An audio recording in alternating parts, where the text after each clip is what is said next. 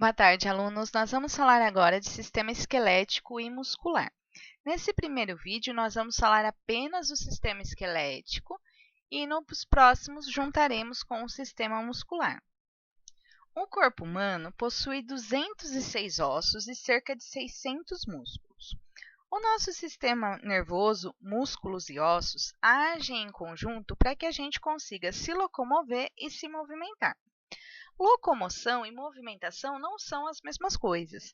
Locomoção é quando você vai de um local para o outro, né? Saiu da sala e foi para a cozinha. Movimentação é simplesmente mover as partes do corpo, não precisa ter um deslocamento. Então, se eu mexi o braço, eu não me desloquei, mas eu tive uma movimentação. Então, são essas duas coisas proporcionadas pela atuação conjunta desses sistemas.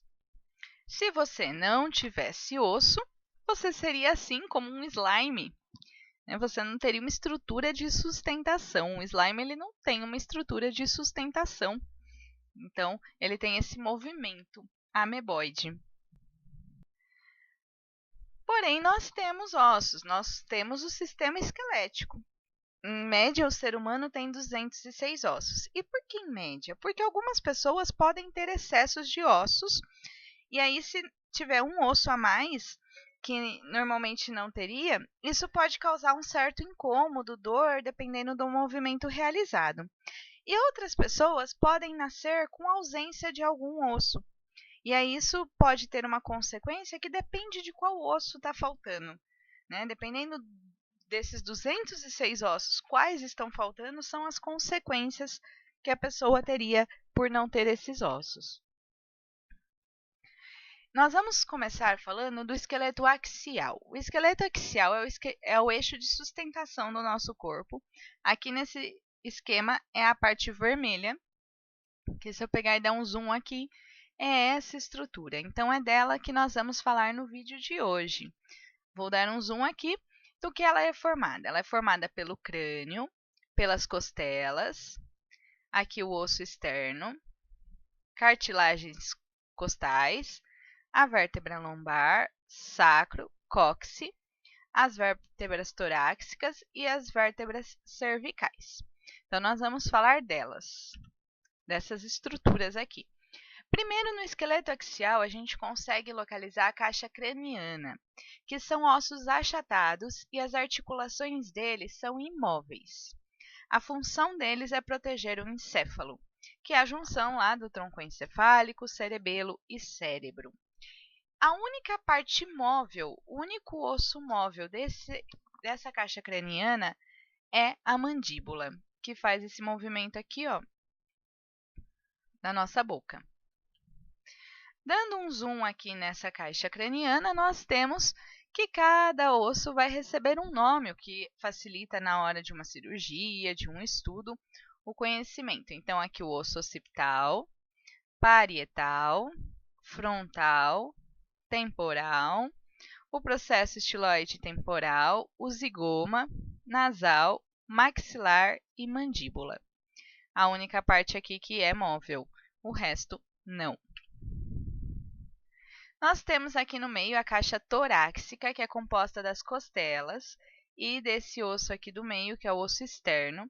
A função é proteger os órgãos que estão dentro dessa estrutura, que são os pulmões e o coração.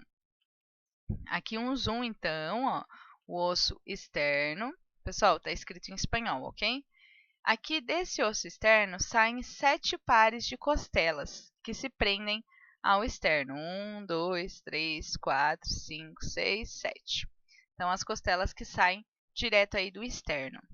Nós temos também as 3 pares de costelas que se prendem às costelas anteriores. Ó, elas não estão saindo diretamente do externo, mas elas estão saindo das costelas anteriores.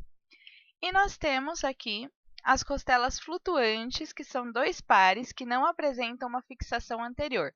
Elas estão presas na nossa coluna vertebral, aqui por trás, ó, mas elas não estão fixas nessa parte da frente. Então, ao todo, nós temos 12 costelas.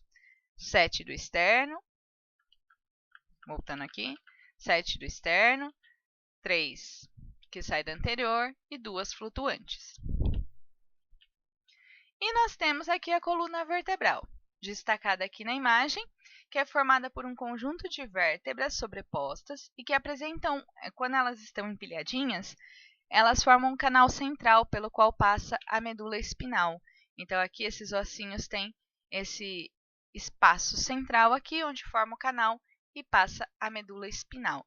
Lembrando que a medula espinal faz parte do sistema nervoso e não pode ser doada. A coluna vertebral ela tem 33 vértebras. As 9 últimas estão unidas e formam o sacro e o cóccix. A função da coluna vertebral é sustentar o eixo do nosso corpo e também proteger a medula espinal que vai passar no canal central dela. Então, nós temos que tomar muito cuidado para que a gente não machuque essas estruturas e a medula espinal. Para que a gente evite problemas de coluna, a gente tem que ter certos hábitos. O ideal é uma postura para dormir em que a coluna fique reta e paralela ao plano da cama. Então, travesseiros muito alto ou muito baixo vai provocar uma curvatura na coluna que vai gerar dor ao longo prazo, problemas vertebrais crônicos e até dificuldades para dormir. Além disso, além da altura do travesseiro, o material do travesseiro é um outro ponto importante.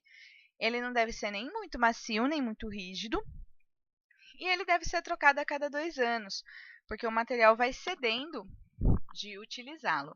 Então, aqui, ó, o correto é que a sua coluna consiga ficar paralela à cama e não com elevações, porque daí isso daqui ao longo do tempo vai causando dores. O travesseiro é um dos hábitos, né?